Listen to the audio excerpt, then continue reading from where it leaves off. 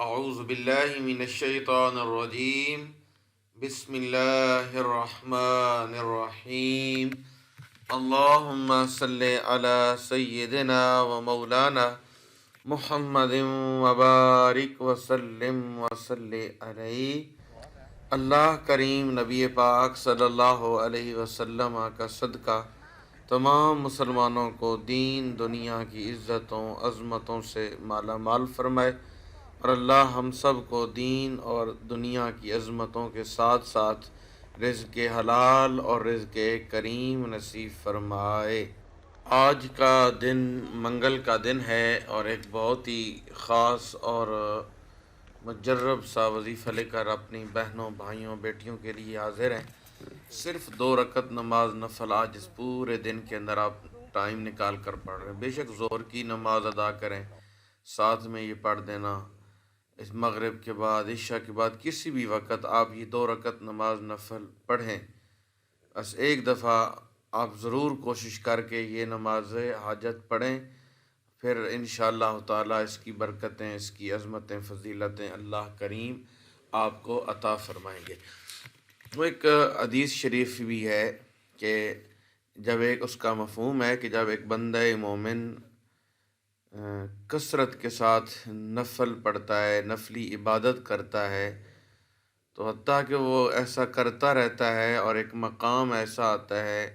کہ اللہ کریم اس پہ راضی ہو جاتے ہیں، اور اللہ کریم جل شانہ فرماتے ہیں کہ میں اس کے ہاتھ بن جاتا ہوں، اس کے آنکھیں بن جاتا ہوں، اس کے کان بن جاتا ہوں۔ بس اصل میں اللہ کریم ان چیزوں سے تو پاک ہے، لیکن یہ اعضاء ہوتے انسان کے ہیں، لیکن طاقت اللہ کی طرف سے آ جاتی ہے۔ اور یہ کب مقام ملتا ہے؟ جب ایک انسان کثرت کے ساتھ نفل پڑھتا ہے، اللہ کی بندگی اور عبادت کرتا ہے۔ نبی کریم رؤوف الرحیم صلی اللہ علیہ وسلم کے پیارے پیارے صحابہ کرام یہ ارشاد فرماتے ہیں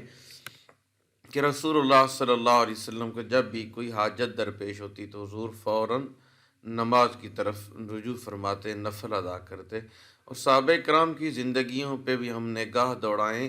تو ہمیں یہ احساس ہوتا ہے کہ حقیقت میں صحابہ کا بھی یہی معمول تھا۔ اور جب ہم قرآن کی طرف نگاہ اٹھاتے ہیں تو قرآن بھی تو یہی کہتا ہے، یا ایھا الذین آمنوا استعینوا بالصبر والصلاۃ، کہ اے ایمان والو اللہ تعالیٰ سے صبر اور نماز کے ذریعے مدد طلب کرو،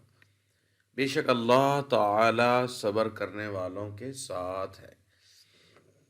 تو اللہ کریم نے ہماری رہنمائی فرما دی، ہمیں اللہ کریم نے ایک راستہ دکھا دیا ہے، میرے بندو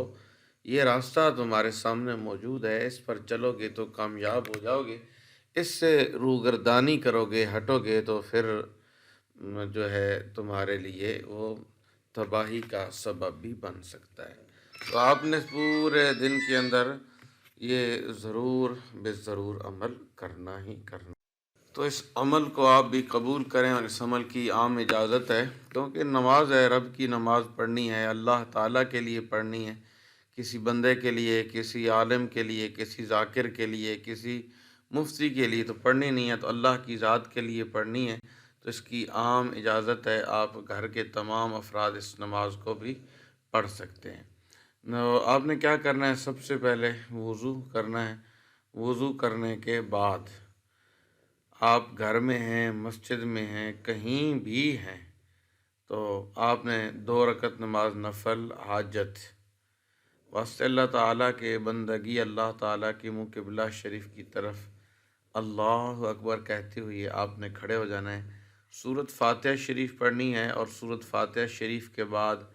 پہلی رکعت میں 21 بار سورہ کوثر شریف پڑھنی ہے، انا اعطیناک الکوثر، 21 بار سورۃ کوثر شریف پڑھنی ہے، اور پڑھنے میں دیر نہیں لگتی، کوئی آپ نہ کہیں کہ 21 بار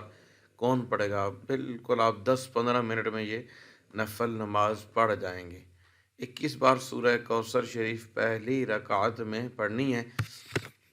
رکعت کو جیسے مکمل کریں گے، سجدہ رکوع وغیرہ، دوسری رکعت میں آئیں گے تو سورۃ فاتحہ شریف پڑھنے کے بعد پھر 11 مرتبہ 11 ٹائم پھر سورۃ کوثر شریف پڑھ کر آپ نے نماز کو پورا کرنا ہے، مطلب رکوع سجود کرنے کے بعد، سلام پھیرنے کے بعد وہیں بیٹھے بیٹھے اپنے مقصد کے لیے، اپنی حاجت کے لیے اپنے رب کریم سے دعا مانگیں، انشاءاللہ عز و جل اللہ کریم آپ کی دعا کو قبول فرمائیں گے۔ تو امید ہے آپ اس عمل سے ضرور استفادہ اٹھائیں گے، دعاؤں میں یاد رکھیے گا۔ اللہ حافظ، السلام علیکم ورحمۃ اللہ وبرکاتہ۔